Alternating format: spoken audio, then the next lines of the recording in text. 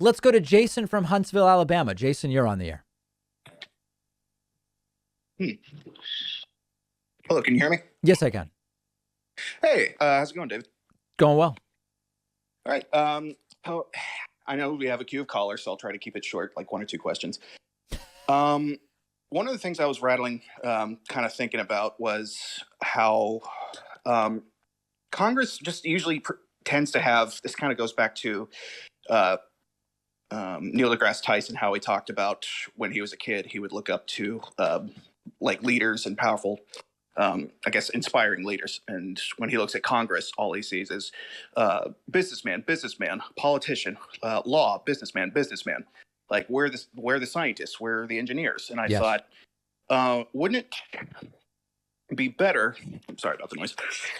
If there were more, a greater diversity of professions, especially if there were more scientists and engineers in office, or also architects, doctors, just civil engineers, just a great diversity of multiple professions and perspectives in Congress.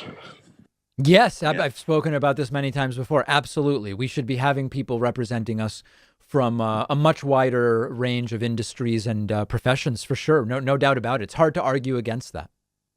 And yeah, that's because I remember Bill Nye, this science guy, would argue. I used to believe it would be a lot better if there were a lot more scientists and engineers were in office, but he would come along and say, if there were only scientists and engineers in office, that wouldn't improve anything, because that's just still one perspective.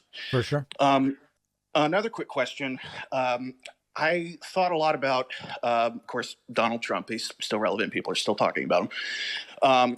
If it would be more appropriate that if he ever gets held accountable, instead of being jailed or prison, which is unlikely, wouldn't it be more appropriate if he was submitted for psychological evaluation and admitted into a mental institution? Sure. I mean, here's it's fine. Yes, it would make sense to figure out once and for all what is going on with his mental state, but it's very difficult, particularly for people in his position, to forcibly submit to that. So I don't know that it's worth spending too much time thinking and talking about it, because it's not going to happen, That's unfortunate. I mean, wouldn't there be a chance that it could be court ordered? Yes, there's obviously a chance, but I can't imagine any path towards that being what happens. Yeah. Well, it's a thought I had. All right. I'll. How do I answer? I'll hand over my call to the next. All right. Thank you so much for the call. I very much appreciate it, and a lot of different things on people's minds today, which is great. Let's go next to Vitali from Israel. Vitali, you are on the air. Hello. I wasn't expecting to be selected. Wow. Well, here we are. Thanks anyways. Yeah. I have a more geopolitical question. But Sure. also it pertains to perhaps United States. Now with the tensions in Ukraine, we are possibly going into a confrontation between NATO, United States, Ukraine, and Russia. In your mind, what do you think, like, the consensus in the United States would be? If, like a public opinion, if it would be escalate into a war? You're saying like a boots on the ground type war? Any kind of armed conflict. Yeah.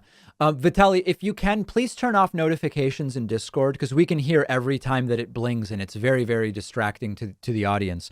My belief is that by a small margin, the American people would be in favor of the U.S. and NATO coming to the defense of Ukraine against hostilities from Russia by a small margin. That's my prediction about what would happen. Okay, thank you. All right, Vitali from Israel. There we go. Yeah, always remember to turn off Discord notifications. Very, very important.